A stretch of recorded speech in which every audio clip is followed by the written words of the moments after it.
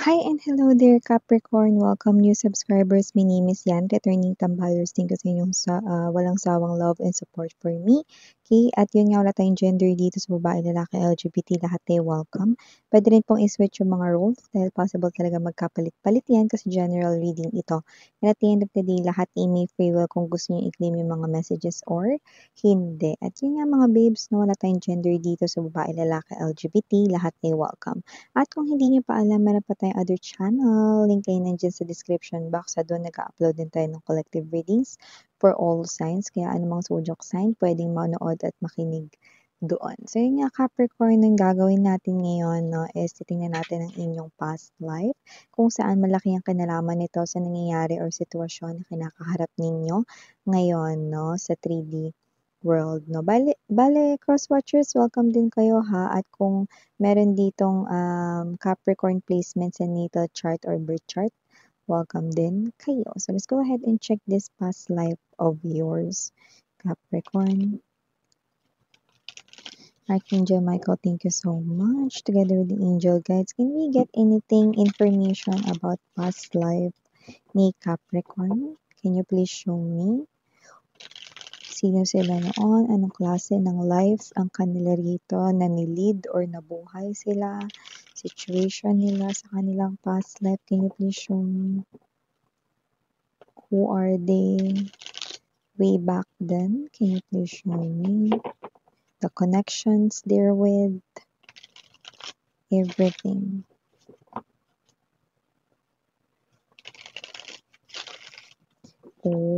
Okay, so let's go ahead and check this messages right here about your past life. The Wheel.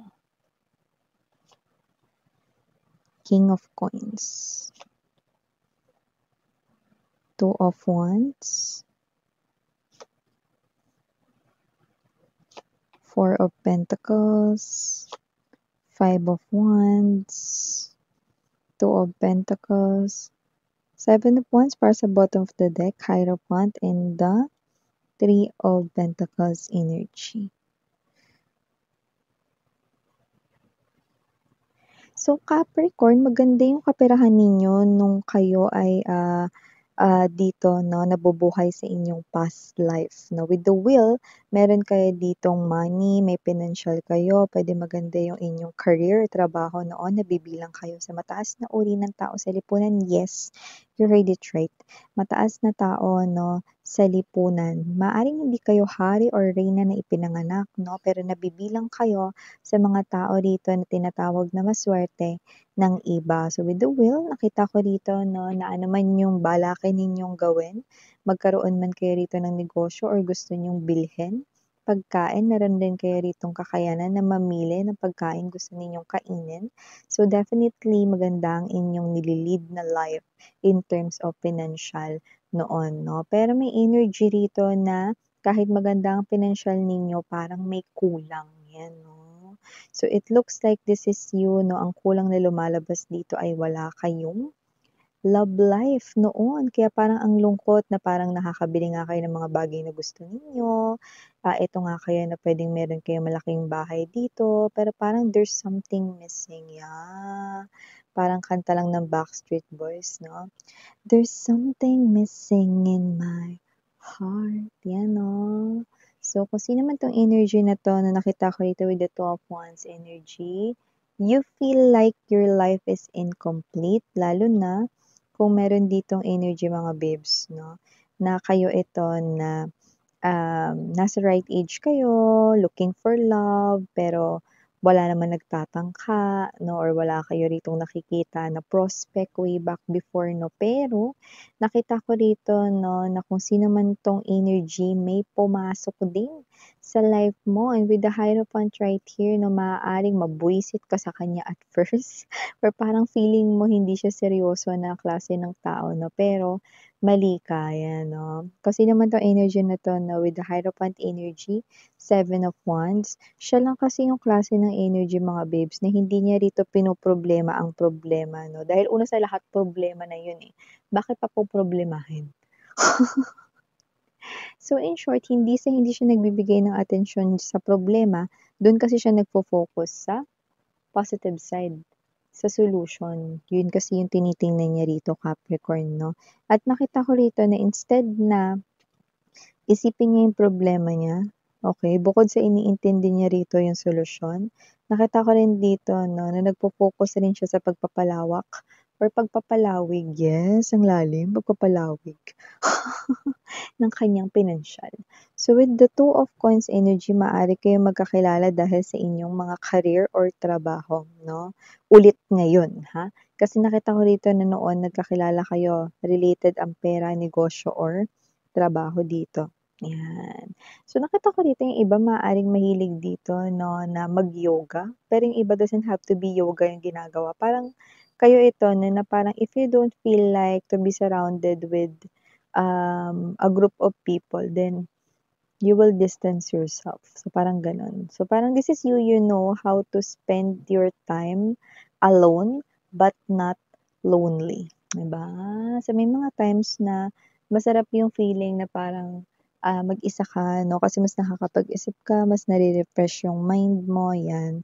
So, nakita ko dito na maaaring hindi mo magustuhan itong person mo na lumalabas dito at first kagaya ng nangyari way back sa inyong past life. At posible ngayon 'no is maaaring makilala mo 'to at yung iba nakilala niyo na 'no, pero, una kayo ritong nainis sa kanya kaysa yung una kayong nagkagusto. So, nakita natin dito 'no na sa kamuka't-mukat 'no at tumagal-tagal na na-realize mo na akala mo kasi at first nagkaroon ka ng first impression, "Ay baka hindi siya seryoso 'no," but look at the ladder in the background. Kung sino man ito yung klase ng energy 'no, na wala sa itsura niya rito 'no, pero siya ito na naiintindihan ng 106%, wow ang taas nun Miss yan 'no, 106% na dapat seryosohin ang relationship. So nakita ko dito na pumasok siya sa isang relationship here with you at papatunayan niya rito sa'yo 'no na siya ay seryoso at napatunayan niya nga yun sa'yo. So nakita natin dito na itong person na 'to 'no ay someone here 'no na yeah, magkaiba nga siguro kayo dahil ikaw more likely parang introvert ka, not really sociable 'no, pero siya, eh, parehas kayo rito ng energy sa money, okey, and possible na siya ay extrovert or sa pagitan ng introvert or extrovert, meaning to say, happy siya, alone time okey lang sa kanya 'no, and okey din siya kapagka meron siyang mga ibang mga kasama or nakakasalamuha. So, extrovert yun, okey? So, kahit saan dun puwede, okey? So, lumalabas sa kung sino man 'tong energy na 'to, simple lang siya pero mapera siya, okey? Kaya nakita ko dito naging matagumpay ang inyong pinagsamahang negosyo, yan. So, ganun talaga yun mga babes 'no, yung parang kahit na nasa iyo na lahat 'no, parang may kulang pa rin at ito nga yung naging kulang sa life ninyo na binigay rin naman sa inyo way back before 'no, kaso yun nga lang, parang hindi niyo masyadong na-enjoy yung time 'no, dahil, itong person na 'to 'no, ay posibleng dumating dun sa age na possible na parang sa iba, ito hindi 'to magre-resonate, parang sa iba maaaring dumating ito sa inyo mga 40s ganyan 'no, or parang yung may age na kayo talaga, okey? Pero yun nga ay, specific message, okey? Maybe for someone watching, yan. Pero yung iba, you feel like na parang, okey na successful na ako, yan 'no, lalo na yung mga young energy diyan. Okey na successful na ako, love life na lang talaga yung kulang, yan 'no, parang may gano'n kayong klase ng energy. So, nakikita ko dito with the Three of Pentacles may matatagpuan talaga kayo rito 'no, sa inyong work talaga o related sa pera 'no, ang tao ritong naka-destined for you. So, 'yan 'no. And also nakita rin ako dito na posible na mas lumawak pa ang inyo rito 'no, na pera dahil ang pera ninyo rito ay palawak. Mabagal yung andar niya pero solid, 'yan 'no, parang solid miss yan, parang permanente 'no, yung parang hindi ka magwo-worry kasi alam mong may darating na money sa'yo, 'yan. So, may pumapasok na pera talaga rito sa inyo, 'yan. And also nakita rin ako dito ng energy 'no, na possible na ang mga nakuha ko rito is parang ewan ko kung ang tinayo niyo ba rito na negosyo way back before ay tindahan, basta parang may mga paninda or whatever 'no. Lalo na ngayon na maaaring iba sa inyo ay into selling products, items 'no, puwede rin namang services. So, may gano'n tayong nakikita dito, okey. So, nakita ko dito na ang opportunity ng kaperahan dito ay lalong gumaganda at mas lalong magiging stable dito ang inyo rito na money flow, 'yun ang maganda rito 'no. At in the 3D world nakikita ko rito 'no, na mami-meet niyo ulit itong tao na 'to 'no, pero medyo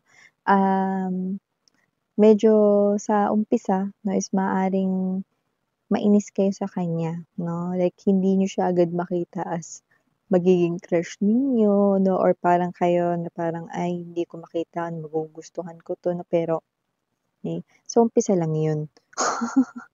Kasi nakita ko rito 'no, na nagugustuhan niya kayo at magugustuhan niyo rin siya, okey.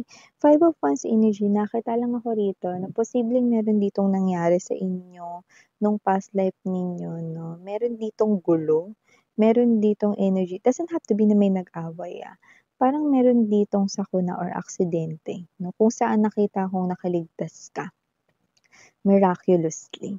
So, maaaring iba sa inyo, this might be a sign or a clue. Puwedeng ngayon in this lifetime parang, kayo ito 'no na nagkaroon ng accident or sakuna pero hindi kayo as in, um, talagang napuruhan or hindi kayo yung as in talagang nasaktan 'no. So, miraculously you are safe, 'yan 'no. So, 'yun ang nakukuha natin dito na parang medyo may mataas na clue na para sa kanila ang reading na 80. So, yun nga mga babes and also Capricorn, nakita rin ako ng energy dito na mapera na kayo dati pero parang, kayo ito na binigyan pa ng parents ninyo way back before, yan 'no, ng parang gift 'no, pero yung gift na yun is also something 'no na may halaga, like literal na katumbas nito ay pera or puwedeng pera rin talaga yung binigay sa'yo rito na puwede rin namang alahas 'no or ginto, yung mga gano'ng klase ng energy. So, siyempre parents nga kasi, so ibig sabihin they love you kaya naman, okey, binibigyan ka pa rin nila rito kahit na ikaw ay meron ditong magandang pinansyal. So, yun ang nakikita natin dito, Capricorn here for you guys. Na by the way, last but not the least message possible na kayo ay mapagbintangan, Capricorn 'no, sa bagay na hindi naman kayo yung gumawa. Huwag mag-alala, hindi naman ito malaking bagay 'no, parang yung iba sinasabi, "Ay sino ba naglagay ng ano sa microwave, amoy ulam tuloy." Mga gano'ng klase ng energy 'no. So, parang kunwari na-mention mo kahapon na gusto mo sanang iulam 'yun ta's 'yun yung saktong nakalagay sa microwave, kinaumagahan 'no or kinabukasan 'no, pero hindi ka naman nakapagluto nun, hindi ka naman nakabili ng gano'ng klase ng ulam or whatever. 'Yan, so maaaring kayo mapagbintangan dito pero 'wag mag-alala, mababaw lang naman 'no. Kasi noon nakita ko dito mga babes, napagbintangan kayo pero medyo malalim nung time na 'yun. Like puwedeng 'yun yung bagay na puwedeng, nakakairita 'no at nakaapekto rin sa lahat 'no, pero hindi naman totoo 'yun. But this time, okey, possible na meron ditong energy na mapagbibintangan kayo pero mababaw lang, kagaya nung in-example ko sa microwave. Okay, so ito yung mga messages right here for you, Capricorn. Thank you so much. Again, I'm Yuriana, only for the girls in Yana, do not for the boys. Sarang hiya, love and light. And new